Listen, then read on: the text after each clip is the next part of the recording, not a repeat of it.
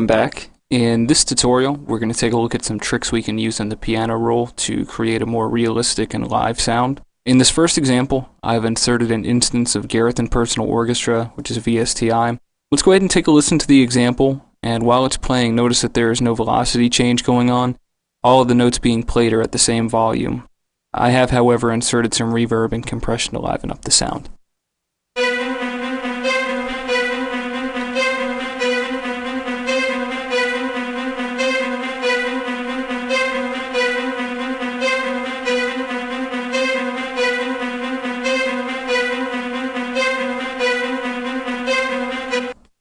You can see that this doesn't create such a convincing live sound. One of the biggest challenges is trying to humanize the sound when working with sample synths. Our goal is to make the listener believe that those instruments were played and recorded by real people and not simply drawn out on a screen. Of course, this depends on the style of music that you're playing, but even if you're doing hip-hop or techno or some other electronic style that relies on synths and sampled drums, the techniques we'll be using here can greatly add to the flow of your track. So to start off with, what I want to do is play around with the velocity. In the piano roll, the velocity is drawn out here in this bottom part of the screen. Each of these green lines represents a note on that particular beat, and the horizontal line represents the length of the note, which is actually a cool new feature in FL7, so now you can kind of get a better overview of how long the note is and how they're matching up together here. And to change these, of course, all we have to do is left click and drag. And either create a fade when we right click and drag or just draw out when we left click and drag. So in order to try to get a more live sound out of this, let's go ahead and choose the select tool, and we're going to select all the notes on this B key. And then we're just going to go through and individually change the velocity. Actually, why don't we do this? I'm going to right click and drag down. We'll do that on each of these, on each 4 notes, all the way across. You know, the reason we're doing this is so that we can work with notes individually. Then what we'll do is select the C, and this time right click in the bottom left hand corner and drag up. We'll kind of create a neat little dynamic back and forth. What we can do to add an accent, we'll go ahead and put this last C up. And then we'll go ahead and do that for the other notes here. Bring these down a little bit. So let's go ahead and take a listen to that and see where we're at.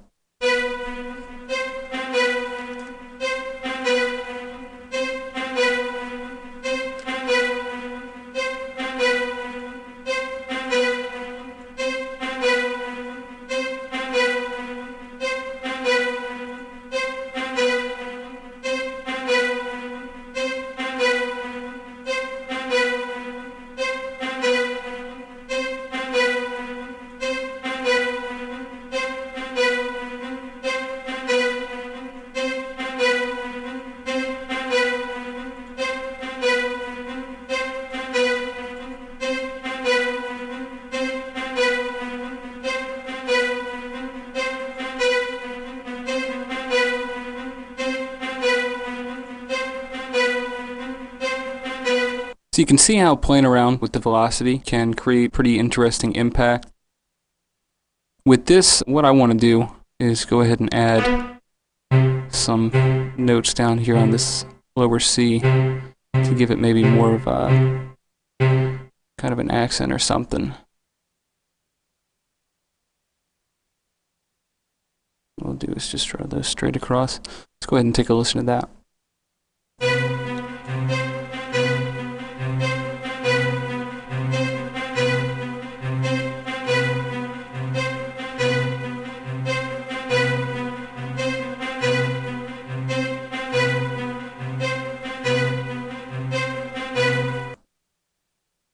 That sounds a little bit better. One thing also that we can do to get a more live sound out of this is to go up here and select None on the snap selector, and then just go through and draw out the lengths of some of these notes. I'm just going to randomly go through here and do this. But of course, for your own project, you would want to, take the time to figure out what notes need to be worked on. But what this can do, and we can also move these around a little bit, just slightly. The reason that we're doing this is that, of course, a real instrument player is not going to be as on time as a machine, and each note is not going to be as long as the last. So this just kind of helps to humanize the sound. And it's not necessarily going to be anything that you're going to notice that's going to really stick out, but I guess that's kind of the point. You don't want the listener to say, wow, that really sounds live, or wow, that really sounds like a machine. They don't need to think about it. They just need to listen to the song. So again, moving little things here and there, when rolled into your whole project, will help it to sound a little bit more human. So let's go ahead and take a listen to that one more time.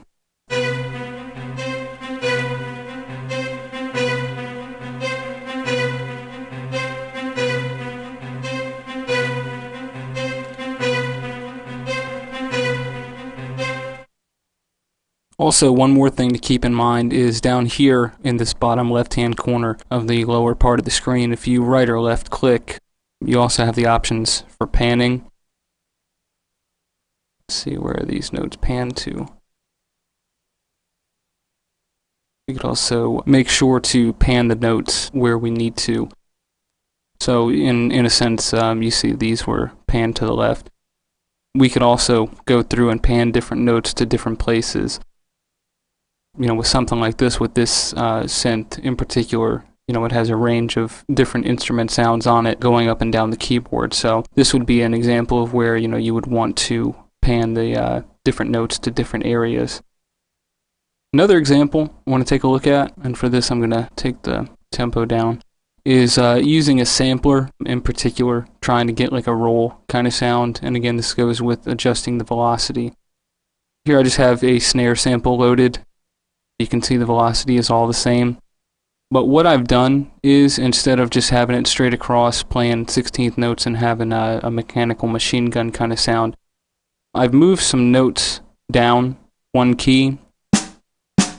You can see how it changes a little bit of pitch, and this is just because with the percussion instrument, the pitch changes depending on the pressure that's involved. For instance, when you hit a drum, it's not going to sound the exact same way every time. So this just alters the pitch slightly, and then also we can go through here and play around. So as I played this example, I'm going to play around with the velocity and see if we can't get this to sound a little bit better.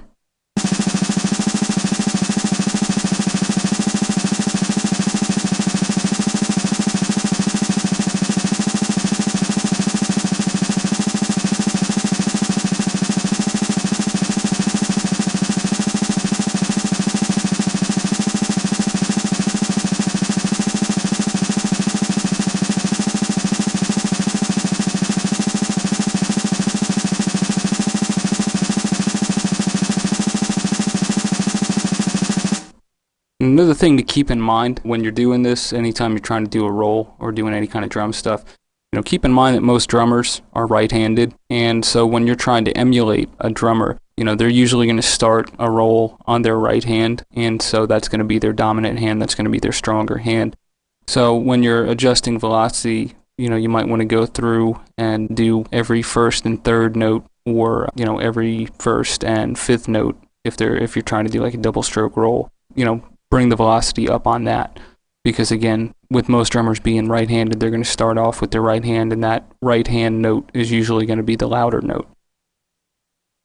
But you see there, we've got a little bit more realistic kind of sound, and just to give you an example of how you could use that, I've just got a little marching kind of beat thing going on here.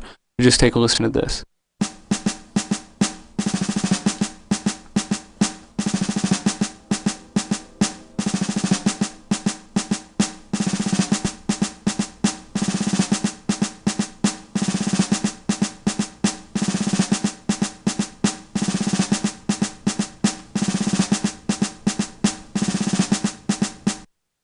So again, that's just to give you an example of, how we can use velocity and also moving the, note down or up one in the sampler to kind of change the pitch. Also, one other cool thing while we're playing around with the piano roll, just to mention, is in FL7, there's this new option down here. You've got filter, resonance, cutoff frequency, and what we can do with these is just kind of play around too with changing some of these options. And what this is going to do, again, is when you're dealing with like a percussive instrument, the louder something gets, the higher it's going to seem in frequency. So what you can do is, again, play around with some of these settings, and for louder notes, maybe adjust the frequency.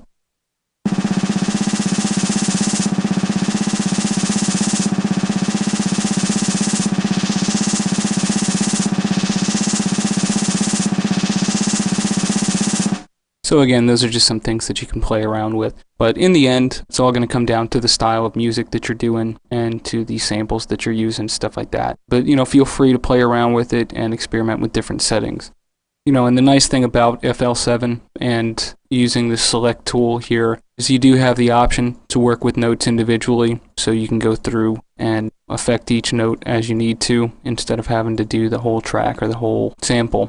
So feel free to experiment with things and remember to use the options that are available to you, and I'll see you in the next tutorial.